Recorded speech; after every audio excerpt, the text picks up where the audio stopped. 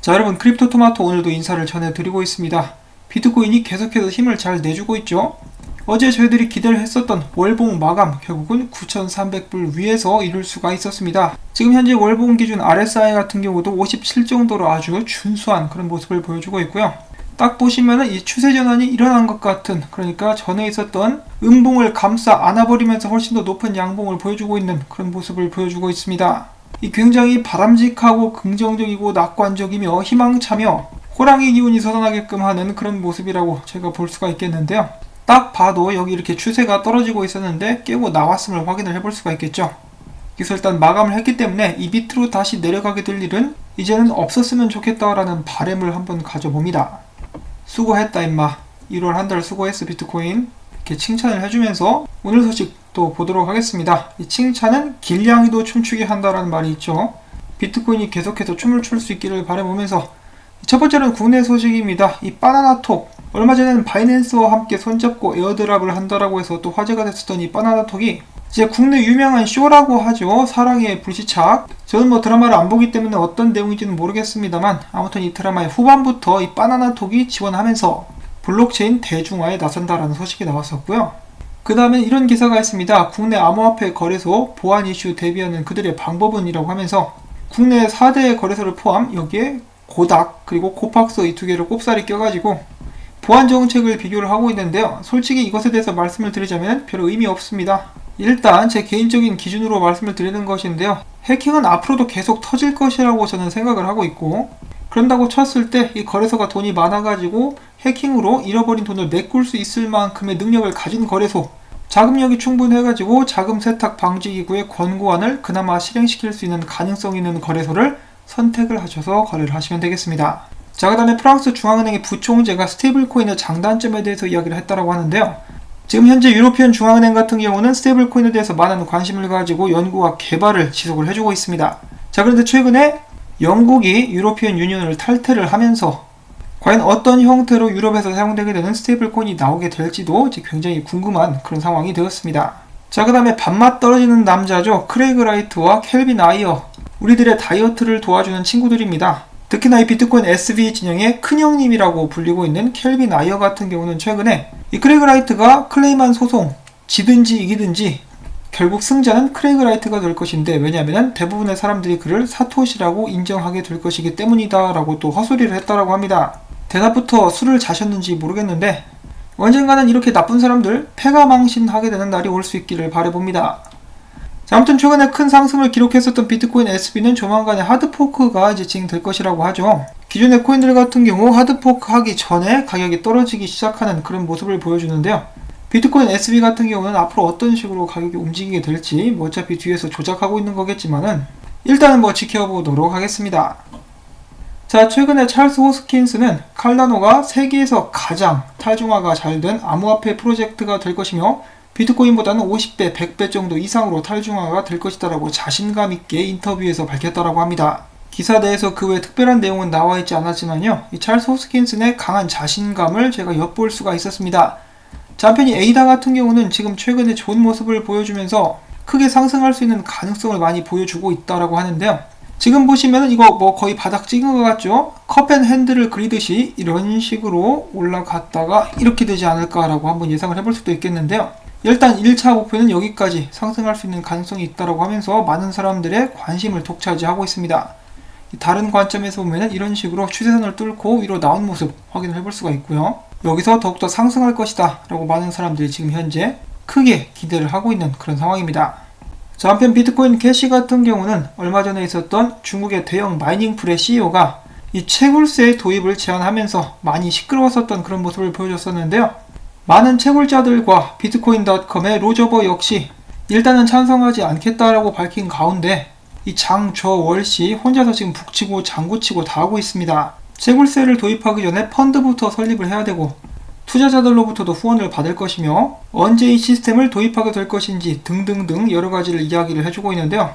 과연 이 채굴세 도입 논란이 비트코인 캐시 미래에 어떤 식으로 작용하게 될지 그 귀추가 주목되는 바입니다. 그리고 마찬가지의 주제에 대해서 비탈릭은 이렇게 이야기를 했다고 하는데요. 비트코인 캐시는 비트코인이 아니며 비트코인 캐시 생태계에 있어서 채굴세는 일종의 새로운 시도로 보여진다. 이를 통해서 반중앙화를 기업 핵심 가치로 전환하려는 것으로 보인다라고 설명을 했는데, 일단은 기본적으로 블록체인 프로젝트들이나 대부분의 암호화폐 프로젝트들의 목표가 탈중앙화라는 것을 고려를 해봤을 때 비탈릭은 이러한 시도를 좋지 않게 보고 있다는 것을 제가 엿볼 수가 있겠죠. 자, 아무튼 이 시끌시끌한 비트코인 캐시에 관련된 소식이었고요. 다음에 이어서 잠시 쉬어가는 시간, 헤일로라고 합니다. 굉장히 멋진데 잠시 감상해 보도록 하겠습니다. 굉장히 아름답죠?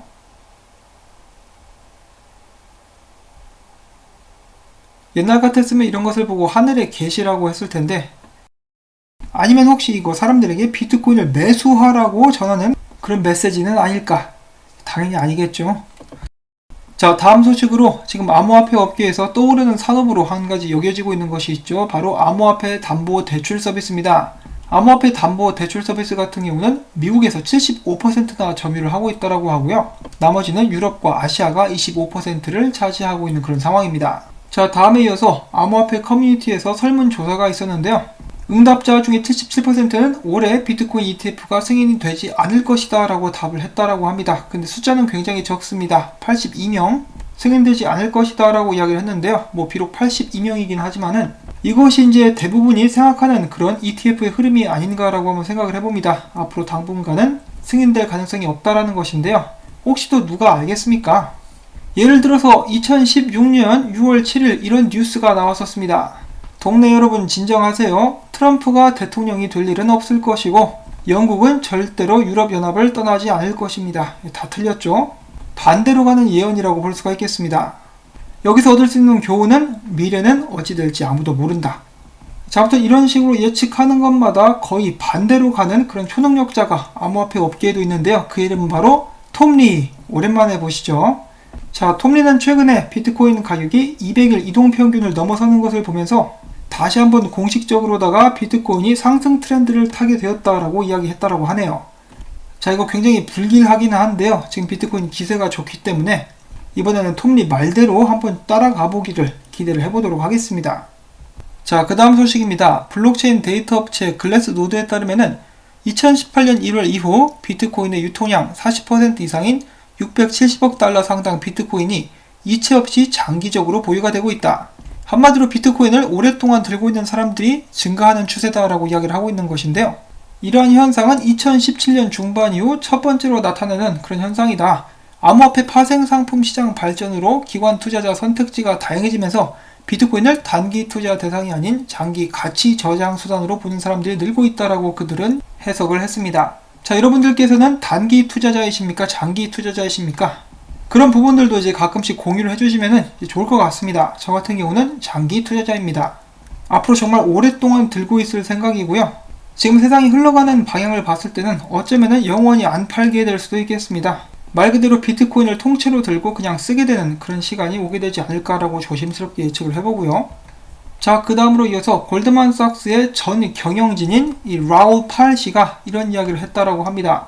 내가 만약에 다음 10년 동안 하나의 자산을 보유할 수 있다면 비트코인을 선택할 것이다. 비트코인은 내가 큰 그림으로 보는 세상을 요약해주는 자산이며 어떤 형태로든 아직 성장할 가능성이 많이 남아있다라고 생각을 한다.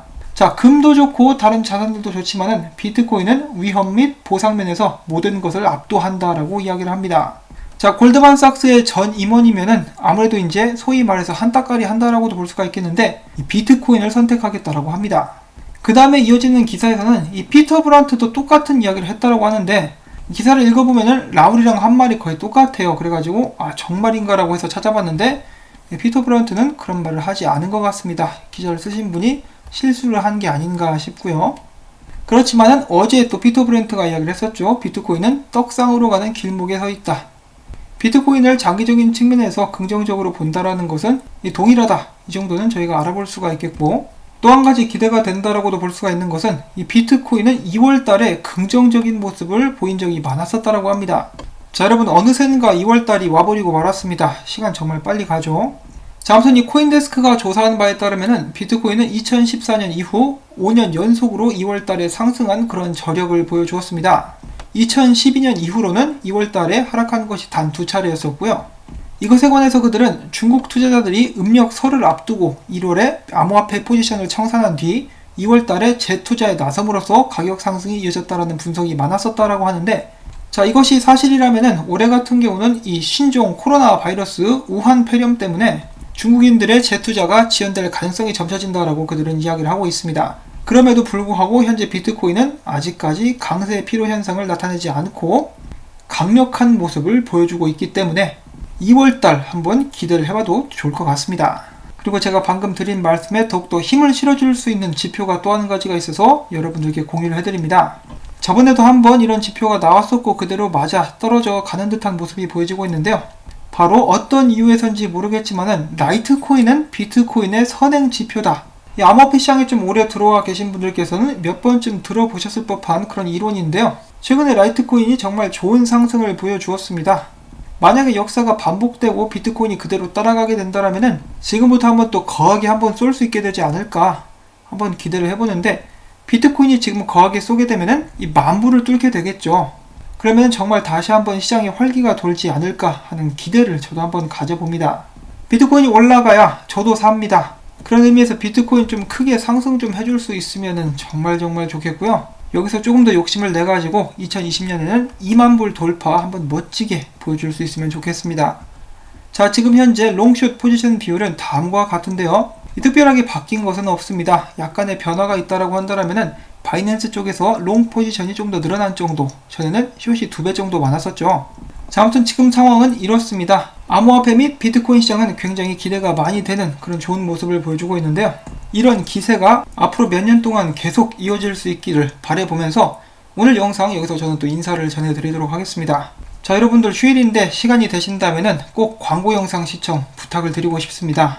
2020년 들어가지고 굉장히 힘들어지고 있는 유튜브 채널인데요. 비트코인 불장이 오기까지 여러분들께서 도와주신다면 저도 잘 견딜 수 있을 것 같습니다. 다시 한번 여러분들께 감사드린다는 말씀 전하면서 오늘 안전하고 평안한 하루 보내실 수 있기를 바랍니다. 안녕히 계십시오.